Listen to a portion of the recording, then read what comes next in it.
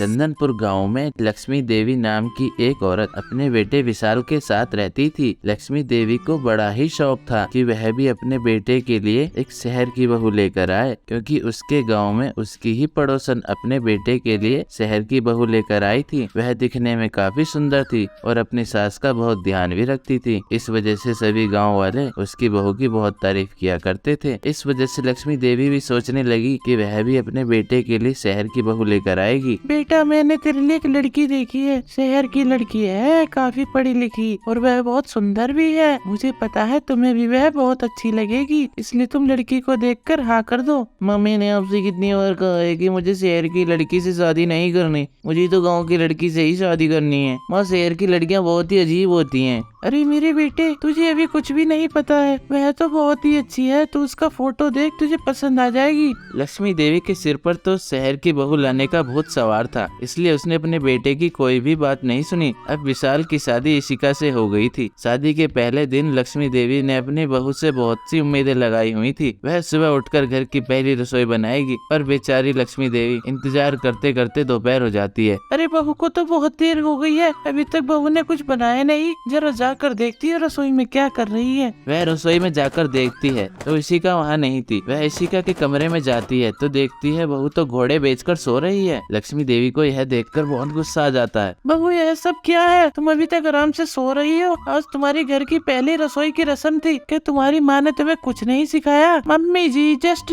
Chill, मैं 12 बजे तक ही सोती हूँ, अभी तो 7 ही बजे हैं। जब मैं उठ जाऊंगी तो खाना बना दूंगी। अभी आप जाकर सो जाइए, मेरे कान पर मत चिल्लाइए, मुझे नींद आ रही है। I want to sleep, don't disturb me again. Lakshmi Devi अपनी बहू की बात सुनकर वहाँ से चली जाती है। दोपहर होती है, इशिका उठकर आती है और रसोई में जाकर कुछ खाना बनाने लगती है। लक्ष्मी देवी अब खुश हो जाती है क्योंकि उसकी बहू अपनी पहली रसोई बना रही थी। तभी वह अपने सास के पास आती है और कहती है, यह लीजिए मम्मी जी, नूडल्स खाइए। मुझे पता था गाँव में यह नहीं मिलेंगे, इसलिए मैं अपने साथ ही लेकर आई थी। बहुत टेस्टी लगते हैं, आपको अच्छे लगेंगे। अरे बहू, क्या तुम्हें बस यही बनाना आता है? तुम्हारी माँ ने तुम्हें खाना बनाना नहीं सिखाया? मम्मी जी, मुझे तो बस यही बनाना आता है। लक्ष्मी अपना सिर पकड़कर अपने आप को कोसती रहती है। शाम को गांव की औरतें बहू की मुंह दिखाई करने के लिए आती हैं। अरे लक्ष्मी बहन, अपनी बहू को तो बुलाओ, उसकी मुंह दिखाई की रस्म भी तो करनी है ना। हाँ बहन, अभी बुलाती हूँ। लक्ष्मी अपनी बहू को बुलाने के लिए जाती है। बहू, एक अच्छी सी साड़ी पहनकर बाहर आ जाओ, तुम्हारे मुंह दिखाई की रस्म है। मम्मी जी, मुझे आपके इस गाँव के रीति रिवाज से कोई इंटरेस्ट नहीं है, आप ही करिए यह सब, मुझे नहीं करना है सब ढोंग। और हाँ, मेरे कमरे में एक एसी लगवा दीजिए, मुझे इतनी गर्मी में नहीं रहा जाता। और हाँ, एक मेड का भी इंतजाम कर दीजिए, अब मेरे हाथ पैर में दर्द होने लगा है काम करते करते। बहू की ऐसी डिमांड सुनकर लक्ष्मी देवी के होश उड़ जाते हैं। वह तो अपने लिए शहर की बहू लेकर आई थी, पर वह जैसी बहू चाहती थी वैसी जरा भी नहीं थी। शाम को विशाल घर पर आता है और अपनी माँ को काम करते हुए देख वह बहुत गुस्सा हो जाता है। देखा माँ, इसलिए मैं मना करता था कि मुझे शहर की बहू नहीं लानी, लेकिन आप ही मेरे पीछे पड़ गई थी। अब देखा ना आपने, सारा काम आपको ही करना पड़ रहा है। मुझे माफ कर दे बेटा, मैंने तेरी बात नहीं समझी। बहू बोल रही थी कि अगर हम उसका कहना नहीं मानेंगे तो वह तुम्हें तलाक दे देगी। तो क्या हुआ माँ, एक गांव की लड़की से शादी कर लूंगा, वह तुम्हारा बहुत ध्यान रखेगी और तुम्हारी इज्जत भी करेगी, ऐसे गांव में हमारा कचरा तो नहीं करवाएगी। इशिका यह सब सुन लेती है और वह गुस्से में अपने पति विशाल को डाइवोर्स दे देती है। उसके बाद विशाल एक गाँव की लड़की से शादी कर लेता है और वह उसकी माँ का बहुत ध्यान रखती है। अब लक्ष्मी देवी का भी शहर की बहू लाने का भूत उतर जाता है। Thanks for watching. Please like and comment. Subscribe. Chambal नगर में गोलू नाम का एक बच्चा था। उसके घर में एक शरारती चूहा घुस गया। वह चूहा बहुत छोटा सा था, मगर बहुत शरारती था, घर भर दौड़ता। गोलू चूहे को देख लेता है और मम्मी को कहता है, माँ, घर में चूहा घुसाया है। अरे गोलू, मैंने तो कहीं नहीं देखा, आपको कहाँ नजर आया? मेरे रूम में दौड़ता हुआ मैंने देखा है माँ। तो माँ सोचती है ये तो बच्चा है, इसको तो शायद ख्याल आया होगा कि कोई चूहा दौड़ रहा है, तो उसकी बातों को नेग्लेक्ट कर देती है और अपने काम में लग जाती है। एक दिन वो चूहा गोलू की किताब कुतर देता है, कुछ कपड़े भी कुतर देते हैं। तब गोलू आके उस किताब और कपड़ों को माँ को दिखाता है। माँ, देखो ना, मेरे किताब और कपड़े दोनों को काट के कुतर दिया। तब माँ को लगता है कि गोलू सच बोल रहा है। माँ घर भर ढूंढती है मगर चूहा नहीं मिलता। चतुर चूहा गोलू की बिस्तर के नीचे जाके छुप जाता है। अब चूहे की नजर पड़ी गोलू की माँ की खाने पे। गोलू की माँ जो खाना बनाती और बिना ढके रख देती, वह चूहा उसे भी चट कर जाता था। चूहा खा पीकर बड़ा हो गया। गोलू की मम्मी किचन में आती है और देखती है, अरे मैंने तो इसको ढका था, शायद लगता है मैं भूल गई, इसीलिए इस चूहे ने ना नाक में दम कर रखा है, ये पूरा खाना फेंकना पड़ेगा।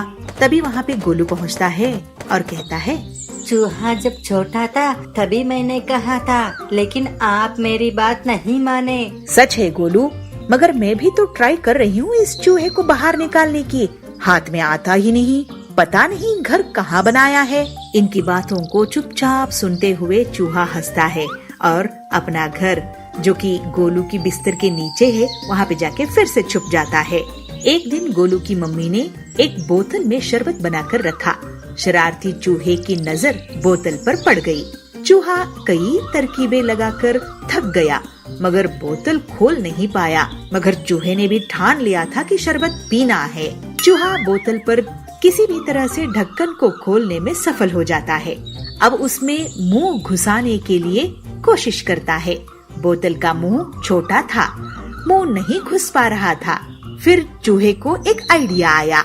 उसने अपनी पूंछ बोतल में डाली। पूंछ शरबत में गीली हो गई तो पूंछ को बाहर निकाल के उसे चाट चाट कर चूहे की पेट भर गया। जैसे चूहा अपनी पूंछ को चाट चाट के मजे ले रहा था, तभी किचन में गोलू की माँ पहुँच जाती है और गोलू को इशारे से बुलाती है, गोलू इधर आओ, देखो चूहा क्या कर रहा है।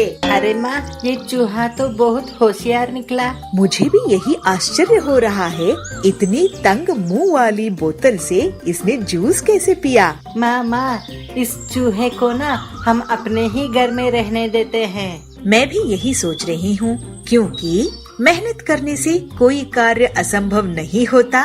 ये नैतिक शिक्षा इस चूहे ने मुझे दिखाया। तो फिर माँ, इसके लिए एक पिंजरा खरीदे। माँ और गोलू दोनों बाजार जाके चूहे के लिए एक सुंदर सा पिंजरा लेके आते हैं और उसको अपने घर में पालते हैं। छतरपुर नगर में वेदा और उसका परिवार रहता था। वेदा की परीक्षा खत्म होते ही छुट्टी के लिए नानी के घर जाने की तैयारी चली। वेदा की माँ सारी तैयारियां करते हुए कहती है, अरे वेदा, अच्छे अच्छे कपड़े पहन लेना और अच्छे कपड़े पैक भी कर लेना, नानी के घर जाना है ना। और वेदा के पापा वेदा को बुला के कहते हैं, वेदा, जो खिलौने चाहिए उसे भी पैक कर लो, नानी के घर में खिलौने नहीं मिलेंगे, फिर वहाँ तुम बोर हो जाओगी तो क्या करोगी। तो वेदा कहती है, मैंने सुना है दादी के घर में बाग बगीचे बहुत थे।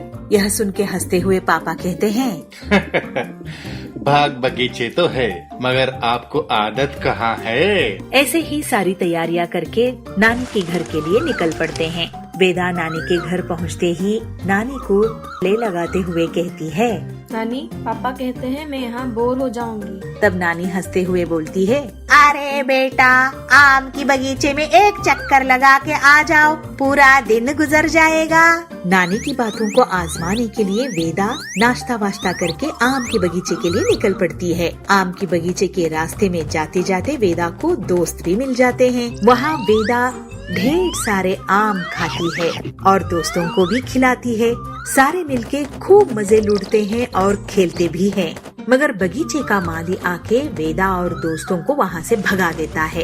एक दिन वेदा को खेलते खेलते चोट लग जाती है। वेदा की दोस्तों ने वेदा को उठाकर घर पहुँचाया और उसकी मम्मी को उसको चोट लगने की बात भी बताई। सही समय पर वेदा को दवाई और मालिश करने की वजह से जल्द आराम मिला। माँ, यह सारे मेरे दोस्त हैं। हम सब बहुत आम खाए और बगीचे में खूब खेले, मगर माली ने हमें भगा दिया। माँ, यह सुन के वेदा की माँ को बहुत बुरा लगा। वेदा की माँ ने उन सारे दोस्तों को धन्यवाद किया और उन्हें ढेर सारे आम भी खिलाए और माली को बुलावा गया। माली वेदा के घर पहुँचता है और हाथ जोड़ के खड़ा हो जाता है। अरे माली काका, ये सब हमारे बच्चे हैं, आपने इन्हें डांटा क्यों और बगीचे से भगाया क्यों? मेम साहब, ये बच्चे व्यर्थ आम तोड़ रहे थे। बच्चे शरारत नहीं करेंगे तो क्या बड़े करेंगे? गलती हो गई मेम साहब। और वेदा जब गिर गई तो आप कहाँ थे? मैं बंदर भगाने गया था मेम साहब। बड़े बंदरों के साथ अगर छोटे बंदर के भी ख्याल करते तो वेदा नहीं गिरती थी। इस बात को सुन के सारे बच्चे हंस पड़ते हैं। वेदा जब ठीक होती है तो माँ की बात से उसको ये समझ आता है कि दोस्त दुख सुख के साथी होते हैं। इसकी समझ आते ही वेदा अपने दोस्तों के साथ फिर आम की बगीचे में घुस जाती है और माली काका बस बच्चों को देखते रह जाते हैं।